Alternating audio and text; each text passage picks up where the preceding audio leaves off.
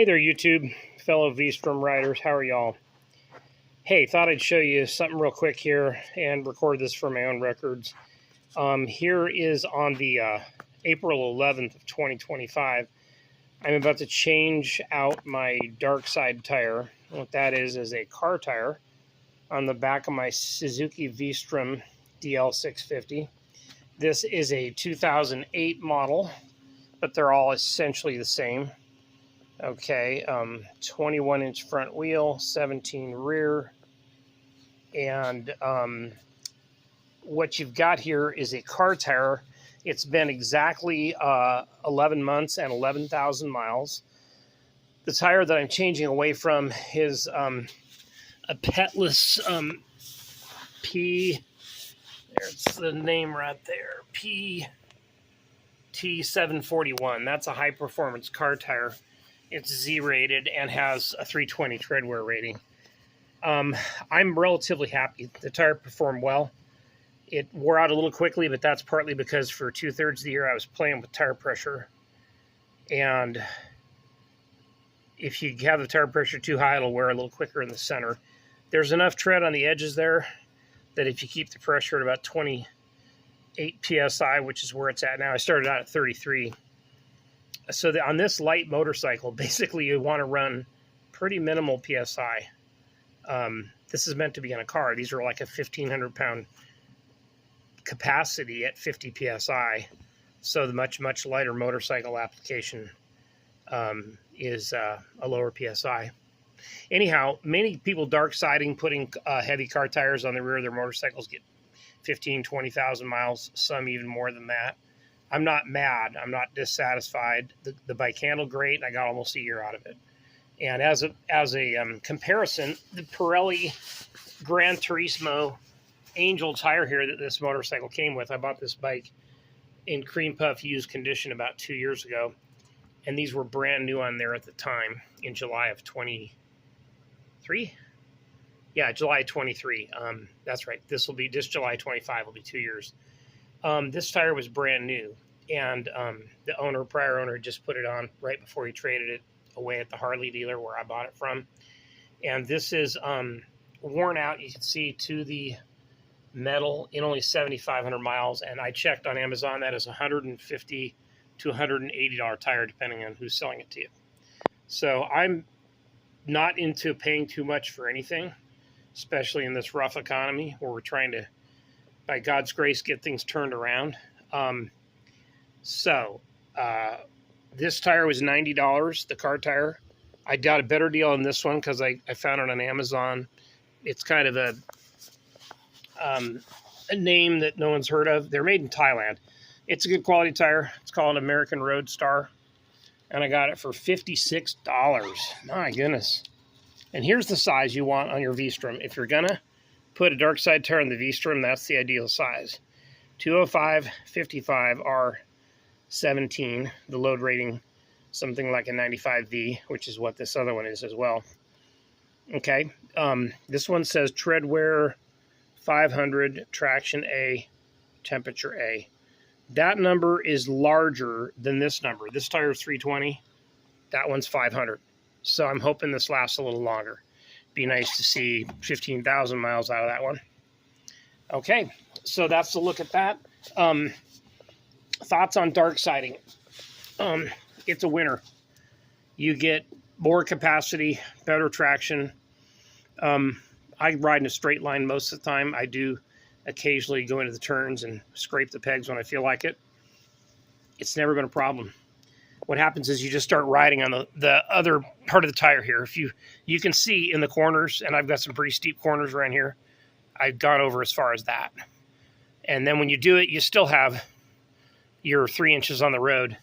This tire is ridiculous because the motorcycle tire profile, you only ever ride in the center 2 inches, and it wears out in the center 2 inches with all the other rubber unused. So that's why, to me, a Darkside tire puts 5 to 7 inches of rubber on the road at all times.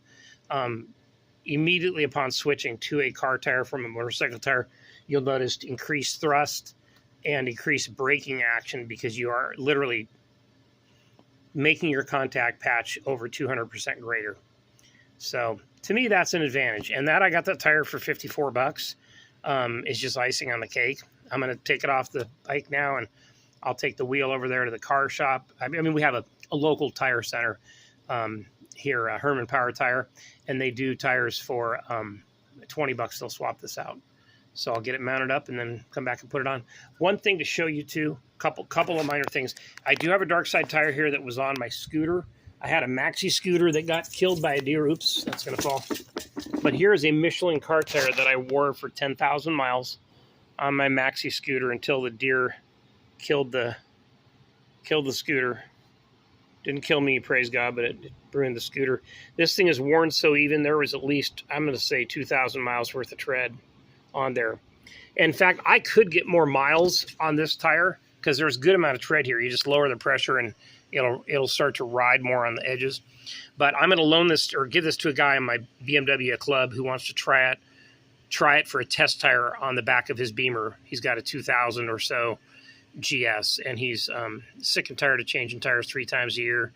Wants to try this. More power to him. There's in good weather, as long as you don't deliberately ride in big rainstorms, this is fine. There's plenty of tread there, like 5 30 seconds there, 4 30 seconds there, and at least 2 or 3 in there. The reason I'm switching to the new tire a tad prematurely is it being April. I'm going to take a tour to San Diego, and then one to Arkansas, and one to Florida, and maybe as far as Michigan as well. So I need full tread depth all summer long. I can't really hang with that. If I was only going to ride local and short distance and not be forced to ride in the rain, like out of state, or big rain, unknown circumstances, I would just keep running this tire. Okay? So one thing more, and then I'll finish up here. By the way, put any comments you have about Darksiding, your V-Strom, or any other general Darksiding question in the comments, and I'll try and get to it and answer you. Watch out for your chain line. The thing that limits you is the chain. And you see I have some very, very light rub here. And what that means is that, kind of hard to show you, but basically at the front of the tire, the chain is ever so lightly, it's got about a 1 millimeter gap, but because the chain fluctuates as you ride, it does tiny bit touch the edge of the tire. That's not a big deal. It's not, there's plenty of rubber thickness there, but you just want to be aware of that. And that's why you can't go any wider than 205. There's only one size that I think might be better than this. And if you're a cost is no object kind of guy, it's more of a snow tire.